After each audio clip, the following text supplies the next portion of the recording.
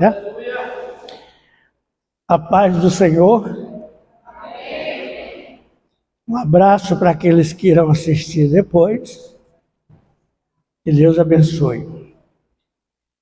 A lição de número 1 do assunto que estaremos estudando durante esse trimestre, que tem como base o livro de Juízes. É o 7º livro do Velho Testamento. A autoria do livro de Juízes, não há uma informação didática que a gente possa afirmar. É como outros livros do Velho Testamento, que a gente não tem como afirmar que o autor é fulano. Mas há um consenso entre os estudiosos que o autor do livro de Juízes é Samuel, o profeta, sacerdote e juiz Samuel. Ele foi o último juiz, ele marcou o final do governo dos juízes sobre a nação de Israel. Ele foi o último juiz.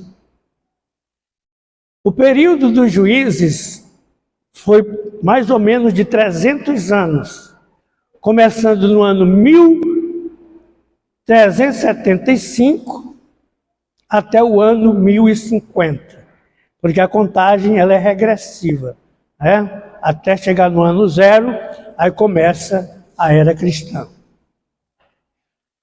Então já sabemos que o autor é Samuel, que levou 300 anos o período dos juízes, começou em 1375 e foi até 1050, e nós vamos tecer alguns comentários sobre esses homens que tiveram um papel importante na vida do povo de Israel. Mas eu gostaria, meus irmãos, até para vocês marcarem na Bíblia de vocês, que o nosso técnico colocasse na tela Romanos 15, versículo 4. Eu quero presentear vocês com esse texto. Pois tudo quanto outrora foi escrito, para o nosso ensino foi escrito, a fim de que, pela paciência e pela consolação das Escrituras, tenhamos esperança. Obrigado. Na Epístola a Timóteo também está escrito que toda a Escritura é proveitosa para ensinar, para redarguir, para instruir em justiça, para que o homem de Deus seja perfeito e perfeitamente habilitado para toda boa obra.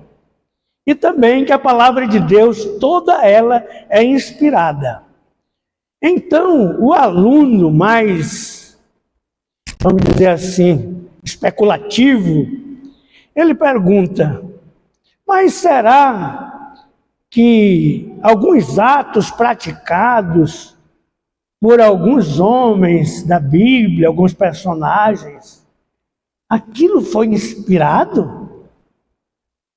As filhas de Ló embebedarem Ló, terem conjunção carnal com Ló, Davi planejar friamente a morte de Urias para tomar a mulher dele.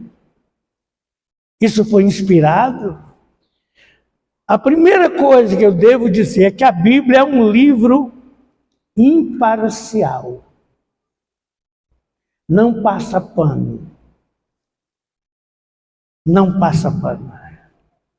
Então, ele era o rei segundo o coração de Deus, o rei Davi. E a Bíblia conta as travessuras de Davi.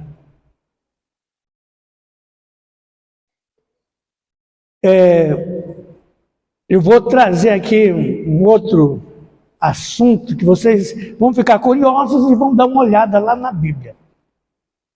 João Batista, Jesus disse que dos homens, das pessoas nascidas de mulher,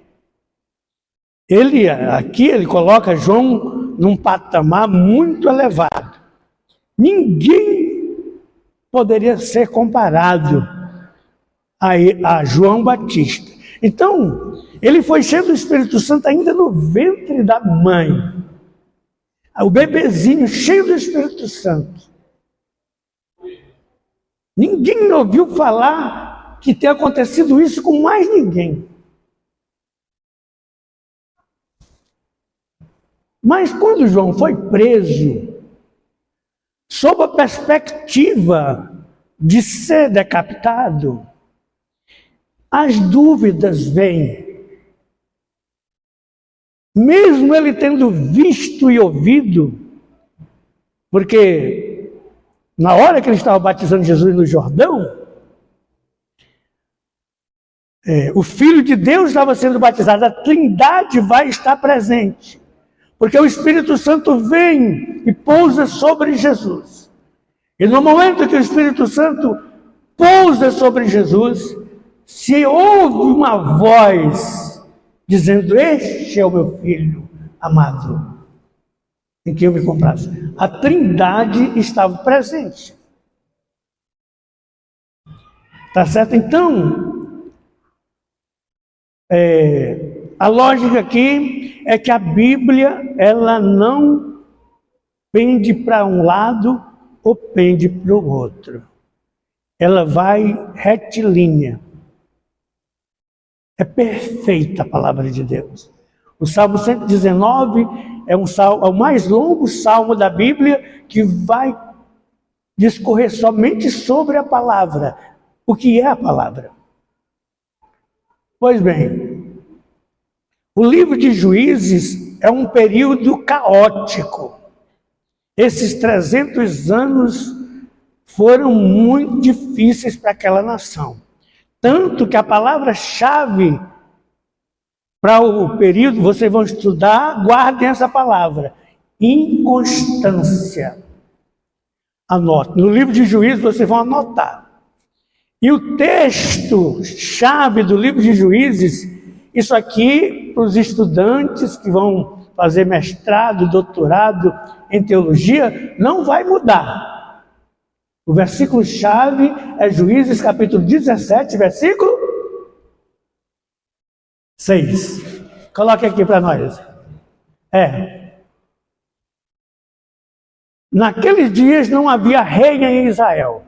Cada qual fazia o que achava mais reto. Tem uma outra versão que diz assim: cada um fazia o que lhe parecia bem aos seus olhos. Era a lei de Murici, né? Cada um cuida de si. Pois bom, como eu estou ministrando hoje a aula inaugural do trimestre, eu vou fazer uma abordagem geral nesse meu preâmbulo.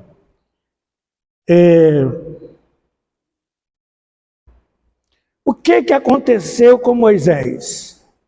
Moisés, ele era um líder de qualidade. Quem deve ter escrito o último capítulo de Deuteronômio deve ter sido, se atribui a Josué, no capítulo 34, verso 18 em diante, onde ele diz que nunca mais se levantou um profeta semelhante a Moisés, com os prodígios e as maravilhas, e que conversava com Deus face a face. Aleluia! Pois bom, esse grande Moisés, ele treinou, ele habilitou.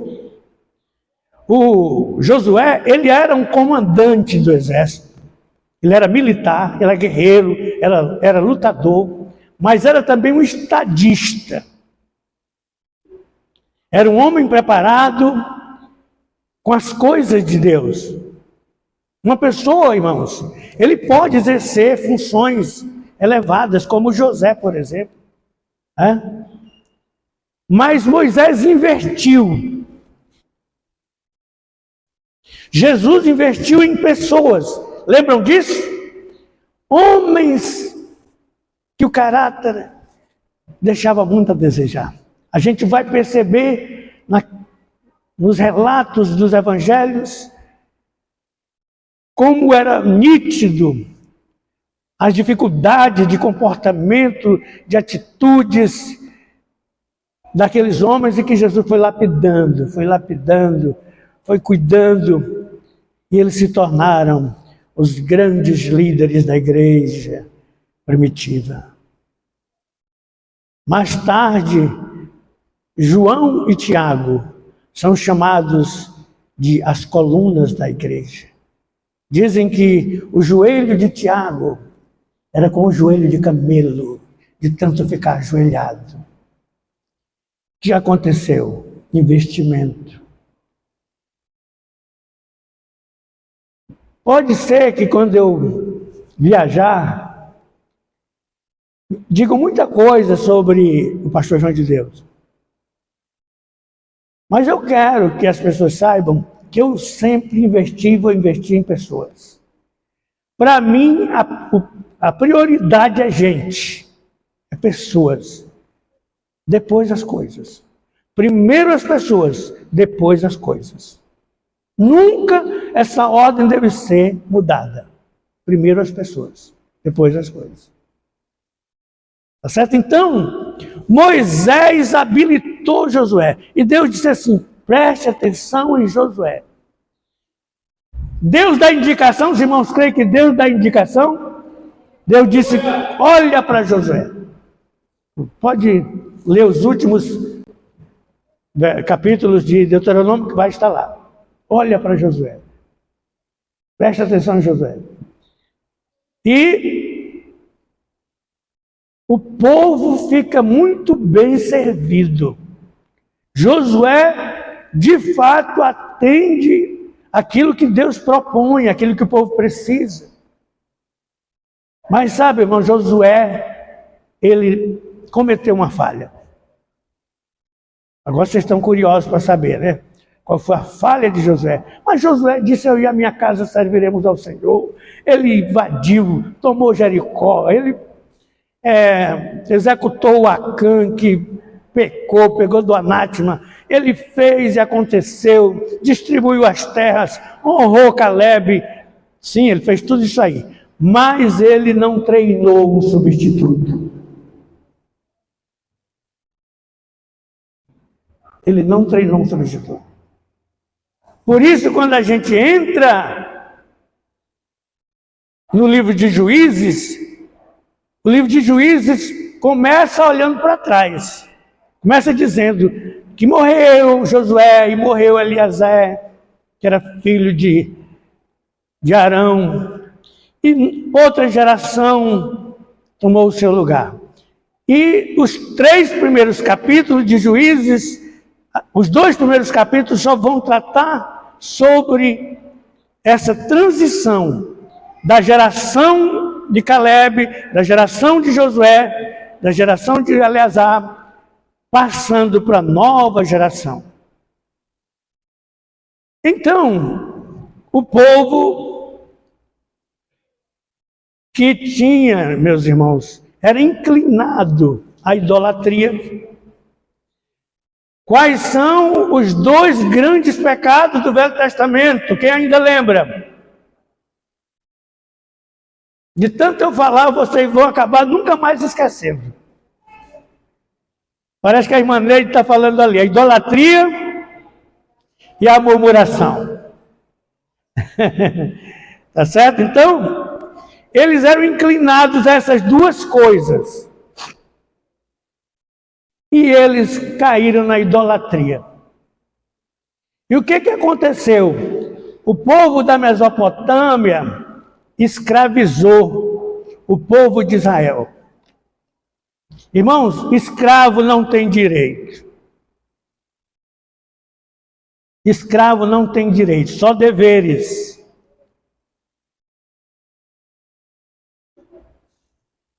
Escravo é uma propriedade, é como uma coisa, como um objeto. E os mesopotâmios dominaram. E quando eles estavam ali, naquela situação, com certeza houve um momento que eles pensaram: nós estamos nessa situação porque nós não estamos servindo ao nosso Deus. Nós estamos adorando os deuses. Havia muito Deus naquele tempo. Aqui fala nos Baalins e Astarote, né? Que era a deusa da fertilidade. Envolvia prostituição nos cultos de Astarote. Então, era uma idolatria levando para a prostituição.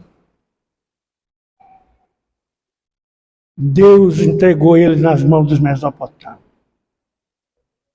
Pastor, Deus faz isso, Deus faz. E faz por amor. Ele corrige a quem ele ama. Então, o que aconteceu? O povo clamou, irmãos. O povo foi orar, encontrou o caminho da oração. Aqui no versículo do 7 ao 8 diz assim: então a ira do Senhor se acendeu contra Israel, e ele os entregou nas mãos de Cusã e Zataim, rei da Mesopotâmia, e os filhos de Israel serviram a Cusã e Zataim 8 anos. Significava o quê? Prejuízo material. Tudo o suor do rosto deles era tudo para o governo mesopotâmico. Toda a produção deles. Não podia dizer: meu filho vai fazer isso, minha filha vai... Não. Quem dominava era o Senhor lá, o rei da Mesopotâmia. Mas no sofrimento, você sabe aquela história de que às vezes a pessoa não vai na facilidade, mas vai na dor? Isso se aplica muito ao povo de Israel. Apesar de ser uma palavra solta, que ninguém sabe quem disse primeiro, né? É uma cultura popular. Então, o versículo, onde é que vai dizer que eles clamaram? Daqui, o rei, inimigo nas mãos, finalmente... É assim, ó. Eu achei muito bonita essa organização aqui do nosso comentarista. Ele diz: primeiro, pecado resulta em servidão. Qual foi o pecado? Idolatria. Resultou em servidão. Depois vem a súplica. Resulta em salvação e libertação. Num período de paz. Olha, irmão, quando a igreja ora, quando o crente ora, o que acontece? 8 anos de escravidão, mas quando o povo clamou, Deus deu 40 anos de paz. Libertou do opressor. Libertou. E o povo pôde trabalhar, pôde ter seus sonhos recuperados, ter o retorno da sua grandeza como povo de Deus. Foi restaurado, né? E foi maravilhoso. E aqui é o versículo 9 que diz: clamaram ao Senhor os filhos de Israel, mas debaixo da opressão. Quando é que nós vamos lembrar de uma situação parecida, ainda no Velho Testamento? Quando Faraó baixou um decreto para matar os bebês do sexo masculino. Sofrimento, né? Mas as parteiras, elas temeram a Deus. A Bíblia diz que Deus abençoou as parteiras por causa disso. Mas quando Moisés, passado todas aquelas etapas da vida de Moisés, e hoje nós não vamos estudar sobre Moisés, e ele vai para libertar o povo, então Faraó resolve maltratar As pirâmides do Egito são consideradas uma das 7 maravilhas do mundo antigo. As pirâmides do Egito. Quem foi que construiu? Os hebreus. As pirâmides, quem estuda, quem pesquisa e que traz para fazer a adequação dentro do tempo, vai ver que foi no período que Israel ficou escravizado no Egito. E eles constroem as pirâmides, que até hoje são atração turística lá no Egito.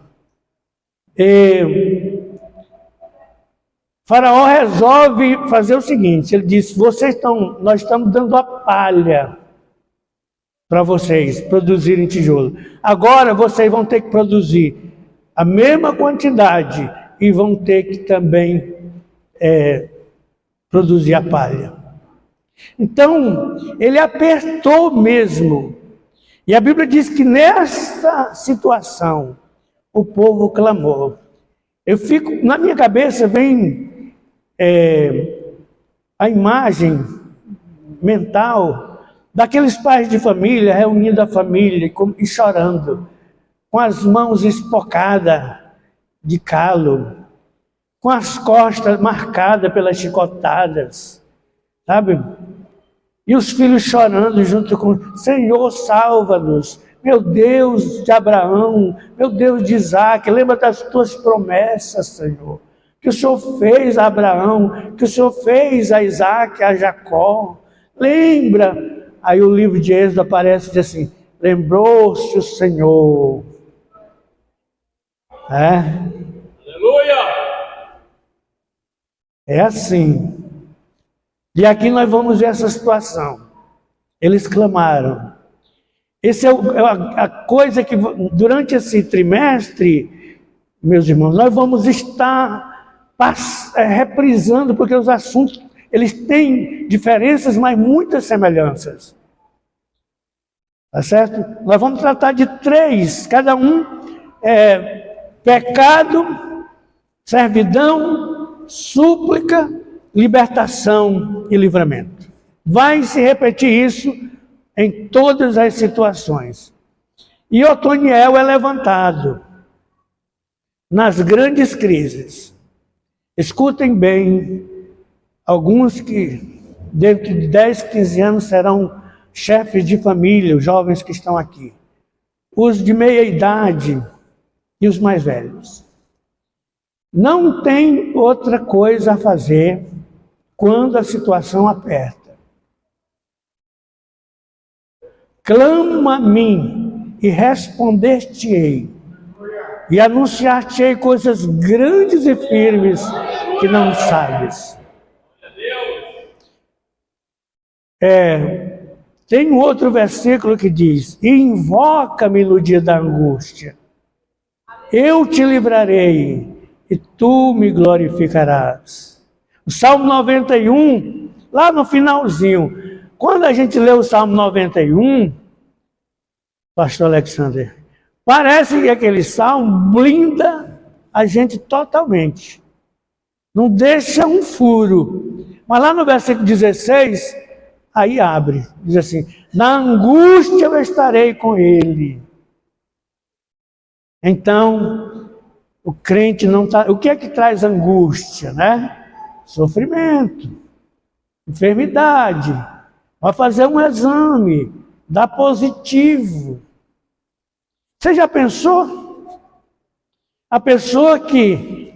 Eu me lembro de um colega pastor, isso eu posso contar sem nenhum constrangimento, que ele recebeu o exame que estava positivo HIV.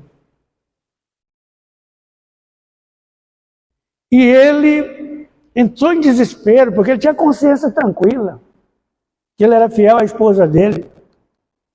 Como é que eu peguei HIV? Ele se desesperou. Ele entrou em pânico. Ele voltou lá com o médico e foram repetir o exame. Tinham entregue o exame errado para ele. uma maldade, uma crueldade. Mas quando a biópsia, aquele exame mais acurado, descobre uma doença danada, perigosa, a pessoa, irmãos, se angustia. Acontece alguma coisa trágica com alguém querido, com alguém da família. Pode acontecer? Infelizmente pode. Infelizmente pode. Então, é nessa hora, é nesse momento de travessia, de dor, de angústia, que nós precisamos do aconchego de Deus, de clamar ao Senhor. Então, Deus levantou um líder com coragem. Irmãos, uma das grandes virtudes do homem de Deus e da mulher de Deus é a coragem. Eu costumo dizer que tem dois tipos de pessoas que Deus não usa. Isso é o meu achismo, tá, gente? Isso faz parte do meu achismo. Vocês podem discordar ou podem concordar. É o preguiçoso e o medroso. O preguiçoso porque não quer fazer nada. E o medroso porque tem medo de tudo. É tão forte isso aí, que lá em Apocalipse, na lista dos que ficaram fora,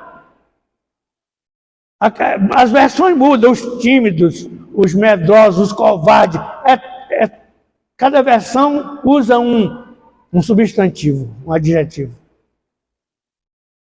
Então, Otoniel teve coragem para liderar o povo de Deus, para tomar decisões.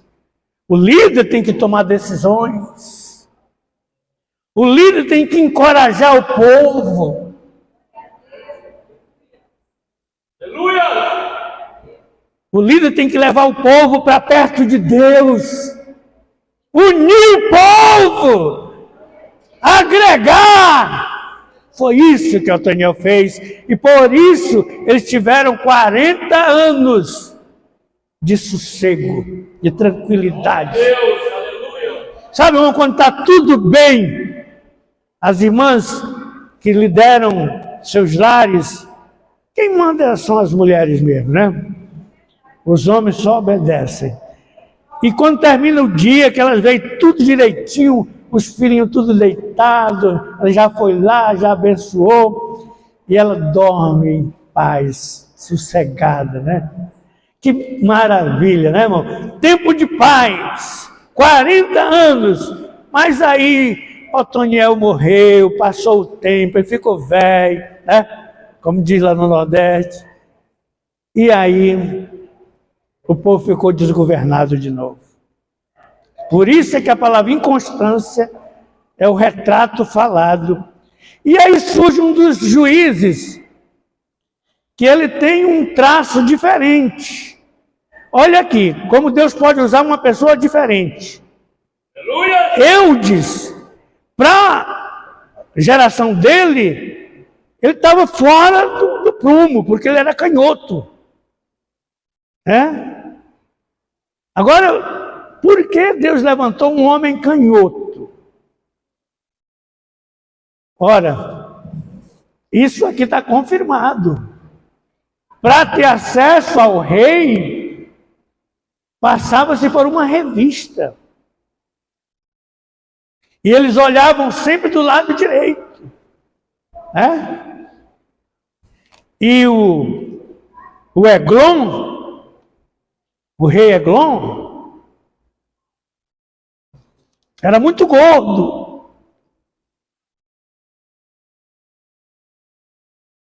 Ele era muito gordo, ele era o rei dos Moabitas. Gordão mesmo. O povo caiu nas garras dos Moabitas, meus irmãos. E sabe quanto tempo eles ficaram debaixo das garras dos Moabitas? 18 anos. De novo, sem direito a nada. Olha só. Será que esse povo não aprende, né? A outra geração, os mais velhos, será que não contaram as histórias? Por isso é que nós temos que tratar a futura geração. Por isso que esse investimento. Por que vocês acham que as ideologias comunistas investem pesado a partir do ensino médio e querem fazer isso a partir do ensino fundamental? Levar a ideologia, eu disse domingo passado, genealogia, né? Ideologia de gênero.